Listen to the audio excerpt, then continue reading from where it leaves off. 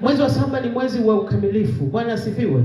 Nikasema mwezi wa 7 ni mwezi ambao katika Biblia namba 7 ni namba kamilifu. Ni namba ambayo katika Biblia inazungumzia kwa habari ya ukamilifu. Haleluya.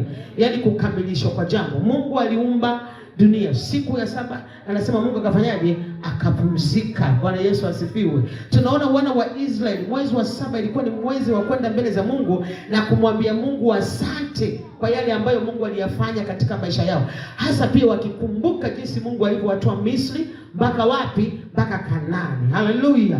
Kwa hiyo walikuwa wanaenda mbele za Mungu kumrudishia sifa, shukrani. Kwa hiyo tafakari sahihi wakati naendelea. Toka Januari mpaka mwezi wa 6 umeisha, tuko mwezi wa 7. Ni mangapi ambayo Mungu amekufanyia? Kwa hiyo niko hapa kukuambia tuko kwenye majira ambayo tunatafuta baraka za ukamilifu. Haleluya. Tunatafuta baraka za nini? Za ukamilifu, ambazo ziko ndani kwa wale ambao wanatembea na Kristo ambaye alikufa msalabani kwa ajili yetu. Ukitembea na Yesu Kristo ambaye alikufa msalabani kwa ajili yetu, hizo baraka hazitakuacha, utazipata. Kwa sababu Mungu alipomruhusu Yesu aje duniani apambane na shetani, lakini aliweka maamuzi kwa mwanadamu. Ni wewe ndio uamue kumfuata Yesu au shetani. Sasa tuna timu mbili tu. Tuna nuru na giza. Falme mbili zinapambana. Falme ipi inashinda? Kwa sababu Mungu ndo aliyeumba dunia. Shetani hawezi kushinda, Mungu atashinda tu. Haleluya. Yesu atashinda tu. Haleluya. Kwa hiyo ili uweze kupata hizi baraka unahitaji kuwa ndani ya Yesu Kristo.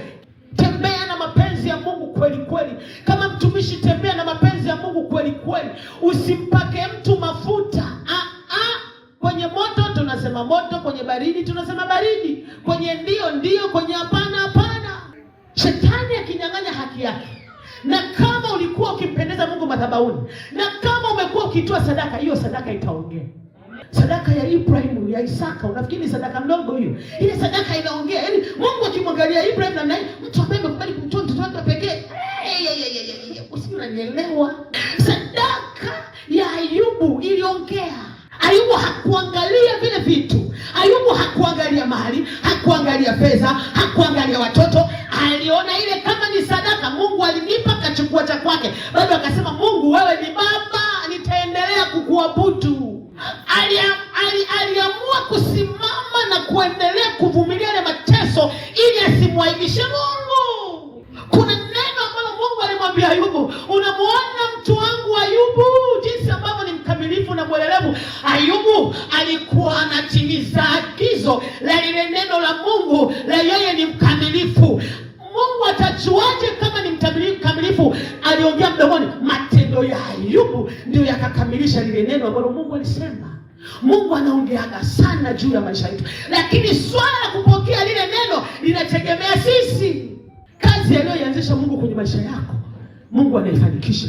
Kama nimesema, unaingia kwenye ndoa, ukatoka hapo ukaliacha hapo mlangoni, ukasema ndo wale.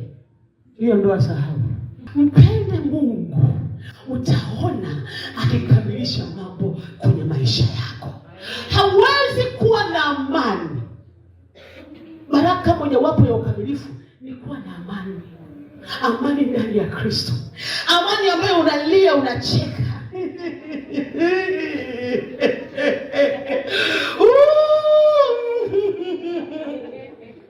Unalia, unacheka. Amani ndani ya Kristo. Unalia huku unatabasamu.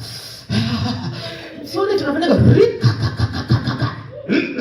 najikaza, najipa nguvu kwamba hapa lazima nifanyaje? Nitoboe. Shetani utake usitake, unilazi chini. Amen. Hivyo ngumi, jamaa kakimbia. Ameenda. Sawa. Lakini yuko Mungu ananitia nguvu. Wewe ni sababu ya maisha yangu. Wewe ni sababu ya amani yangu. Unastahili kuabudiwa. Shinda shetani. Yaani unajaribu kupambana kurejesha amani kwa staili yote, na mwisho wa siku unatoboa. Bwana. afadhali kitanda kama uligombania kikiwa upande huu, ukiona kinakukera kesho geuzia huku. Mimi wangu hapana, hichi kitanda kiko upande huu tunapigana sana. Leo ngoja nigeuzie huku. Haleluya. Ukiona huku nako anapambana, ngoja leo nishushe godoro niweke chini. Kazi na iendelee. Haleluya. Haleluya. Hivi unafikiri Mama Samia asingesema kazi iendelee kwa vichwa vya Watanzania vilivyopo sasa? Tushamzika yule mama. Kazi na iendelee, yani tunakuangalia hivi. Sigeuki, kazi inaenda. Tupo. Tunaendelea, tuendelee. Huyo ndo mama. Haleluya. Hivi unafikiri Musa angeangalia kelele za wana wa Israeli hivi angewafikisha pale ambapo alitakiwa kuwafikisha? Alikomaa. Wale watu walikuwa ni watu wa ajabu sana. Namna ambavyo Mungu aliwatoa Misri. Fikiria, amewaweza kuwavusha bahari ya Shamu kwa neema. Wanavuka, wanaona wale maadui wako hapo, wanavuka, wanaangalia mpaka wanamaliza. Maadui wanamezwa kwenye macho yao. Wanaona bado mbele ndio Musa umetuleta tufia hapa jangwani. Hivi unaona watu wanakiri sasa. Umetuleta hapa tufia. Baba watu mpaka kamunga mwamba maadui. Pacha. Kwa hasira. Mtumishi wa Mungu ukiwa na hasira, watu wanaweza kufika mbinguni wewe usifike. Nakwambia kweli. Mungu tu alimneemesha. Shetani alienda akasema huyu haendi. Mungu akasema wewe niachie. Vile vichwa nilipa vilikuwa vya ajabu. Bwana Yesu asifiwe. Nguvu ya Yesu Kristo ndio inayotufanya tukimbilia madhabahu. Kuna nguvu mbili zinashindana, nguvu ya kisa na nguvu ya Mungu ambayo nuru yake ni Yesu Kristo. Ile nguvu ndio inayoshindana, ni kama radi zinapiga hii yenye nguvu ndio inayoshinda, na Yesu ndio mshindi. Yaani shetani hataki asitake. Amen. Sasa Isaya 26 mstari wa 3. Rika pashikiwa. Ribo shekiwa masika. Amani. Leo sitoke hapa unalia. Huzuni yako taacha hapa. Utaondoka hapa na amani. Utaondoka hapa na amani. Moyo unaokuumiza ukirudi utakukumbatia. Amani ya moyo. Haleluya. Ukisoma Isaya 26 mstari wa 3, nisome. Utamlinda yeye ambaye moyo wake umekutegemea. Utamlinda yeye ambaye moyo wake umekutegemea. Amani ni kitu muhimu sana kwenye maisha. Bwana Yesu asifiwe. Soma hilo andiko tena. Utamlinda yeye ambaye moyo wake umekutegemea. Utamlinda yeye ambaye moyo wake umekutegemea. Katika ukamilifu. Katika ukamilifu. Kwa kuwa anakutumaini. Kwa kuwa anakutumaini. Msikia, mtu yoyote anemtumaini Mungu, Mungu huwa anamlinda. Na mtu yoyote anayelindwa na Mungu haishi kwa hofu wala haishi kwa wasiwasi. Anaishi akiwa na amani. Bwana Yesu asifiwe. Sio umesikia tu kitu kimegonga unachungulia dirishani.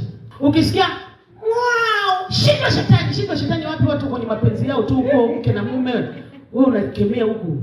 Watu ambao wana amani, ambao wanalindwa na Mungu, hawaogopeshwagi.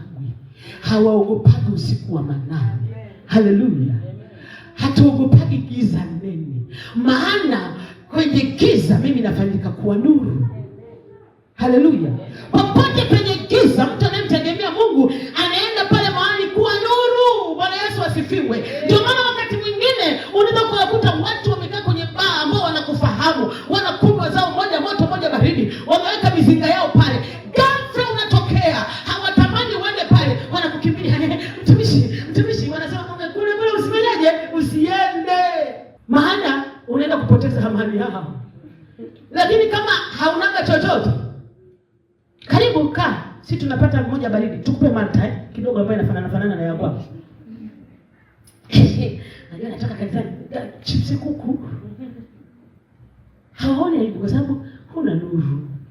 Umefika kwenye giza, nuru haionekani. Taa yako haina mafuta. Unakuwa kama wale wanawali watano wanaomjua Mungu. Taa zao zinakuwa na mafuta muda wote. Kwa sababu tuko vitani. Usiruhusu shetani apoteze amani ndani yako. Kadri jaribu lilivyokuwa zito, ndivyo kadri na sisi tulivyokuwa tunasogelea uso wa Mungu. Na tulikuwa kwenye madhabahu yenye nguvu, na tunasali na tunarudi na mtoto na hali ile, lakini haikunifanya nisimwabudu Mungu. Maana kuabudu kwangu hakutegemei maisha yangu, hakutegemei Mungu amefanya nini kwenye maisha yangu, hakutegemei. Hata kama nimelala njaa, bado nitaendelea kumwabudu. Hata kama nitakuwa nimelazwa, bado nitaendelea kumwabudu. Haleluya! Ukiendelea kumtumaini Bwana, kuna siku atakutoa kwenye hiyo changamoto. Mungu anatafuta washindi, na akikutoa kwenye hiyo changamoto, shetani hakupati. Shetani hakupati. Na kwa kweli shetani hanipati. Wana amani tele wale waifuatao sheria ya nani? Ya Bwana. Sheria ya Bwana ni neno la Mungu. Si mnaonaje wanasiasa kusimama? Hamsomi katiba inasemaje? Lazima mjue haki zenu wananchi, si mnalalala tu. Ndio katiba ya Mungu ni neno la Bwana. Anayejua katiba, anayejua sheria ya Mungu, hata lia ukiwa mgonjwa unatafuta andiko, kwa kupigwa kwake Yesu umepona. Unamwambia Mungu, umesema katika neno lako, kwa kupigwa kwako mimi nimepona. Naomba leo nipone. Umesema Mungu unatembea na wale wanaokutegemea. Mungu, niko kwenye madhabahu yako, ninakutegemea wewe. Hilo ndio neno lako. Nataka nione ushindi kwenye maisha yangu. Haleluya. Umesikia mama? Kwenye Biblia hakuna tasa. Mimi wakati nimepoteza watoto wawili, nikamwambia Mungu hivi, Sara, hapo wewe uzai hapo vitautishiwi. Mwanangu ni kwanza amekufa, pili amekufa, afu niko kwenye maumivu ya mtoto wa pili sasa. Hapo alikuwa mwanangu anaitwa Emmanuel, bonge la hensa. Mbona mpenda sana mtoto wangu pamoja na changamoto zote. Alafu ameondoka. Alafu unatishiwa maisha na mtu kwenye message. Na hapo sahau, hautazaa tena. Nikasema who are you? Unanitishia maisha. Nikaingia kwenye Biblia, nikamtafuta Sara, nikamuona, nikamwambia Mungu, ikiwa Sara alizaa, ndio mimi kipindi hicho nilikuwa binti wa miaka 30. Nikasema Mungu, hizi ni kelele za adui tu, lakini najua utanipa watoto. Wakati huo nikiongea hivyo, ghafla Mungu akashusha maono sha. Nikaambiwa nitazaa mtoto wa kike anaitwa Precious. Nimebeba mimba ya mtoto wa kike, naenda kliniki, wananiambia unaitwa nani? Naambia naitwa Mama Precious. Precious mwenyewe yuko wapi?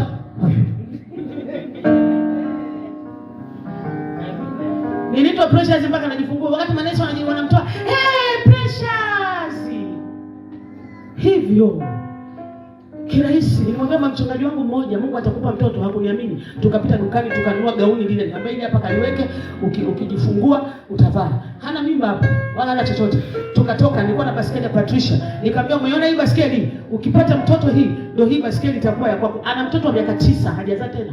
Nikamwambia hii baskeli itakuwa, na ndio kilichotokea. Bwana Yesu asifiwe. Alikuja kubeba mimba na ana mtoto wa kiume. Mtoto wa kike na mtoto wa kiume, na vile vyote nilivyosema, baskeli nikampa, na ile gauni alikuwa analivaa kipindi mjamzito. Namleta kliniki kwa pesa, kavaa ile gauni. Anambia, unakumbuka tulinuaga hapa? Nakumbuka nilikwambiaga hivi. Siku nimebeba baskeli ile, tunamweka mtoto, unakumbuka tulisemaga hili neno? Na ikawa kama tulivyosema. Unachokikiri ndicho unachokipokea. Ukikiri uzima, utapata uzima. Ukikiri baraka, utapata baraka. Nimeongea na dada pale, nikamwambia atafunga harusi. Haijalishi sasa hivi nini kipo kwenye mwili wake. Haijalishi sasa hizi ana watoto wangapi. Anaweza kujiuliza, hivi mama kachanganyikiwa. Sasa hizi niko hivi, atakayekubali kuchukua haya mabehewa. Jamani, kuna watoto wa kambo wanawapenda kuliko kuwazaa wao mwenyewe. Kwa hiyo amani ya moyo inategemea wewe jinsi ambavyo unamtegemea Mungu. Yaani hili neno huwa natamani kulimaliza, lakini sijafanikiwa. Na nikuta mali pamoja na kama muda mrefu sana. Kwa sababu nikiangalia namna hii, natamani niendelee kuwadumbukizia. Wengine naona wanatoa machozi, lakini niko hapa kukutia moyo leo. Haya machozi unayoyatoa leo, hautayatoa tena. Kuna mtu yuko hapa bado na maswali. Ni majira ya Mungu kwenda kufungua milango.